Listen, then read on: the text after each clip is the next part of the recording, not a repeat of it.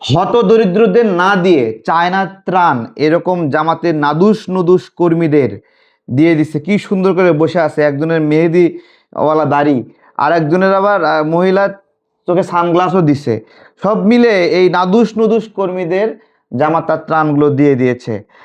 জামাতের এই ত্রাণগুলোর ক্ষেত্রে তিন ধরনের অপরাধ সংঘটিত হয়েছে।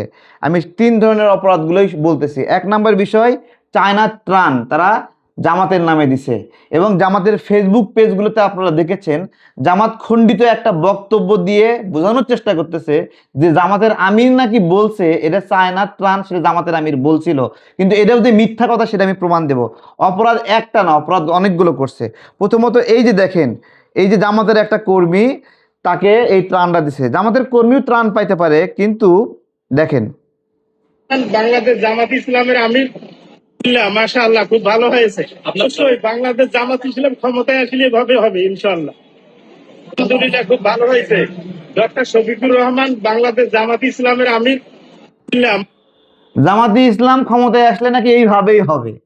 তো এইভাবেই তো হবে, হতদরিদ্র বাদ দিয়ে জামাতের নাদুস নুদুস কর্মীদেরকে জামাত ত্রাণ দিচ্ছে, এবং চায়না ত্রাণ জামাতের নামে দিচ্ছে। তো এইবার আমরা আরেকটা দেখবো ভিডিও, যে অপরাধগুলোর মাত্রাগুলো বুঝবেন আপনারা। তার জন্য পাস করার আগে তার জন্য নামাজ পড়ছি, চোখের পানি ফেলাইছি, তাহাজ্জুদ নামাজ পড়া, আর কিছু নাই বাসায়। মানে জামাতের আমিরের জন্য এই মহিলা পাশ করার আগে থেকেই নামাজ পড়ছে, তাহাজ্জুদের নামাজ পড়ে চোখের পানি ফেলাইছে।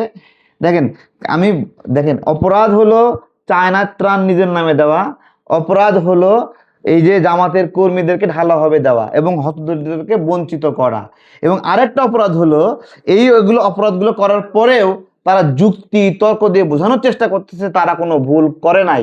আমার প্রশ্ন, ভুল না করলে চায়না দূতাবাস প্রতিবাদ কেন করলো? প্রতিবাদ যেহেতু করছে বাংলাদেশ, সেহেতু বেজ্জতি হয়েছে। জামাত নিজে জাকাতের টাকা খাইতে পারে, জামাত জাকাতে ইসলাম, এটা আমরা জানি, এটা জামাতে ইসলাম না, জাকাতে ইসলাম এটা, কিন্তু বাংলাদেশকে অপমান করার অধিকার তারা কই থেকে পেল? জামাতের আমিরের যেই খণ্ডিত বক্তব্য নিয়ে জামাতের কর্মীরা খুব প্রচার করতেছে, সেটা ফেস দ্য পিপুল সহ বেশ কয়েক জায়গায় এই খণ্ডিত বক্তব্যটাই খণ্ড করেই প্রচার করছে, ইচ্ছা করে খণ্ড করে প্রচার করা হয়েছে। এই খণ্ডিত বক্তব্যে এরকম আছে যে এইটা চায়নার সহযোগিতা বাংলাদেশের 1 টাকাও নাই, এইটুকু কাইটা জামাত প্রচার করতেছে। বেসিক্যালি জামাতের আমির একটা বক্তব্য দিছিল যে চীন মৈত্রী সম্মেলন কেন্দ্র, যেটা 2001 সাল, 2000 সাল, 2002 সাল কেন্দ্রিক কার্যক্রম ছিল, এটা নন অ্যালায়েন্স মুভমেন্ট, সম্ভবত এটা জোট নিরপেক্ষ আন্দোলন, সারা বিশ্বে একটা সংগঠন। সেই সংগঠনে 114টা সংগঠন এখানে সম্মেলন আসবে, সেই সম্মেলনকে কেন্দ্র করে এই সম্মেলন কেন্দ্র বানানো হয়েছিল। সেই সম্মেলন কেন্দ্র বানানোর আগেই নাম দেওয়া হয়েছিল বঙ্গবন্ধু সম্মেলন কেন্দ্র। বানানোর পরে কিন্তু বঙ্গবন্ধু সম্মেলন কেন্দ্র দেওয়া হয়েছে না, বানানোর আগে। কিন্তু বিএনপি সরকার ক্ষমতায় আসছিল, বঙ্গবন্ধু সম্মেলন কেন্দ্রের নাম তো বিএনপি সরকার দিতে পারে না, এই জন্য এটার নাম হয়েছিল চীন মৈত্রী সম্মেলন কেন্দ্র। আবার আওয়ামী লীগ ক্ষমতায় এসে আবার এটা বঙ্গবন্ধু সম্মেলন কেন্দ্র বানাইছে। এইটাকে জামাতের আমির তথ্য বিকৃতি করে বলল যে চায়নার দেওয়া উপহার বাংলাদেশে 1 টাকাও এখানে ছিল না, সেটাকে বাপের নামে চালাইছে। আমার প্রশ্ন হলো, এই বক্তব্যটা ছিল এই ক্ষেত্রে, সেইটাকে জামাতের লোকেরা কাইটটা বানাইছে যে জামাতের নামে যে ইফতার কার্যক্রম, সেইটা নাকি জামাতের আমির বলছে যে এইটা সে আগেই বলছে এটা চায়নার টাকা। দেখেন এই মিথ্যাচারিতাগুলো, জামাত এই ঘটনাকে কেন্দ্র করে পুরা ম্যাসাকার বানায় ফেলেছে। এবং আমরা এই কথাগুলো যখন বলতেছি, সহজভাবে বলতেছি যে জামাতের আমিরের এখানে উপস্থিতি, জামাতের আমির এখানে দাতা হিসেবে উপস্থিত ছিল না, মেহমান হিসেবে উপস্থিত ছিল।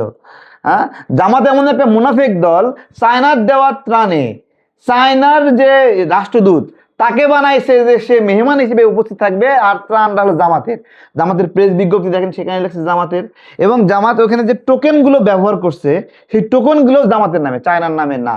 এই বড় একটা প্রতারণা চায়না ত্রাণ নিয়ে জামাত করছে, এটা আমরা জানালাম। আর একটা প্রতারণা আমরা গতকালকে বলছিলাম, সেটা হলো ইফতার কার্যক্রম। শিবির সারা দেশে বিশ্ববিদ্যালয়গুলোতে ইফতার কার্যক্রম করছে, এবং তুরস্কের তুরস্কের একটা ফান্ড আছে জাকাতের, যেটা দুস্থদের জন্য, এবং বেসিক্যালি এটা রোহিঙ্গাদের জন্য দেওয়া হয়েছিল, গরিব রোহিঙ্গাদের জন্য দেওয়া হয়েছিল। সেই ফান্ডের একটা অংশ শিবির নিয়ে বিশ্ববিদ্যালয়ে ইফতার প্রোগ্রাম করতেছে। সেই ইফতার প্রোগ্রামটা করেছে কিসের টাকায়? তুরস্কের জাকাতের টাকা দিয়ে। এখন আমার প্রশ্ন হলো, বিশ্ববিদ্যালয়ে গরিব শিক্ষার্থী থাকতে পারে, ধরেন 10% গরিব শিক্ষার্থী থাকতে পারে, 20% থাকতে পারে। বেসিক্যালি বিশ্ববিদ্যালয়ে ভর্তিও হয় মধ্যবিত্ত বা স্বাবলম্বীরা, এবং গরিব শিক্ষার্থীরা খুব কম সুযোগ পায়, কারণ অতটুকু প্রিভিলেজ তারা পায় না ঢাকায় এসে বিভিন্ন বিশ্ববিদ্যালয়ে গিয়ে গিয়ে পরীক্ষা দিয়ে তারা ভর্তি হবে। সেই বিশ্ববিদ্যালয়ের শিক্ষার্থীদেরকে যে ত্রাণের মানে জাকাতের টাকা ইফতার করা হলো জামাত, ওই বিশ্ববিদ্যালয়ের শিক্ষার্থীদের অনুমতি নিছিল যে আপনাদের যে ইফতারটা করাচ্ছে এটা কিন্তু জাকাতের টাকা, বলেন? বা সেই বিশ্ববিদ্যালয়ের শিক্ষার্থীরা কি বলছিল জাকাতের টাকায় আমরা ইফতার করব? এই যে মুনাফিকিগুলো থেকে বাংলাদেশের মানুষ কিভাবে রক্ষা পাবে? এবং এরা আজকে এই বিষয়গুলো কথা বললেই গালিগালাজ করতেছে, বাপ মা তুইলা কোনো কথা বলতে দিতে চায় না। ওরা ওদের মতো করে জাকাতের ব্যাখ্যা দেবে, জাকাতের অর্থ দেবে, এবং ওরা ওদের মতো করে রাজনৈতিক কার্যক্রমে জাকাতের অর্থগুলো ব্যবহার করবে।